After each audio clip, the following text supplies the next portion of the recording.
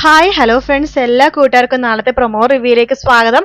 അങ്ങനെ ശ്രുതിനെ കാണിച്ച് കൊതിപ്പിക്കുകയാണ് പുതിയ നെക്ലസ് കേട്ടോ. ശ്രുതി അതിന്റെ കനവും കാര്യവും നല്ല നോക്കണം. ശ്രുതിനെ സമ്മാനിച്ചല്ലോ എന്നാണ് ശ്രുതി വിചാരിക്കണത്.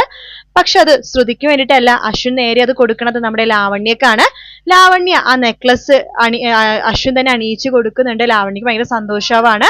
അവര് ശ്രുതിയുടെ മുമ്പിലാണെങ്കിൽ രണ്ടുപേരും കൂടി കെട്ടിപ്പിടിച്ച് നിൽക്കുമ്പോൾ ശ്രുതിക്ക് വല്ലാത്ത വിഷമതോന്നാണ്. എൻഗേജ്മെന്റ് റിങ് അശ്വിനെ ഏത് വേണം പറഞ്ഞ് സെലക്ട് ചെയ്യാൻ പറയുമ്പോഴേക്കും അശ്വിൻ ഒരു റിങ് സെലക്ട് ചെയ്യുന്നുണ്ട് കേട്ടോ.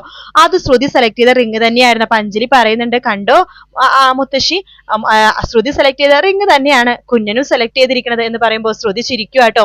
അതിനുശേഷമാണെന്നുണ്ടെങ്കിൽ ഡ്രസ്സ് എടുക്കാൻ കടയിലേക്ക് പോകുമ്പോഴേക്കും ആ കടയിലെ സ്റ്റാഫ് പറയുന്നുണ്ട് അഞ്ജലി അടുത്ത്, അഞ്ജലി മേഡം കഴിഞ്ഞ ദിവസം ശ്യാം സാറുടെ വന്നിരുന്നു, ഒരു സാരി എടുത്തിരുന്നു.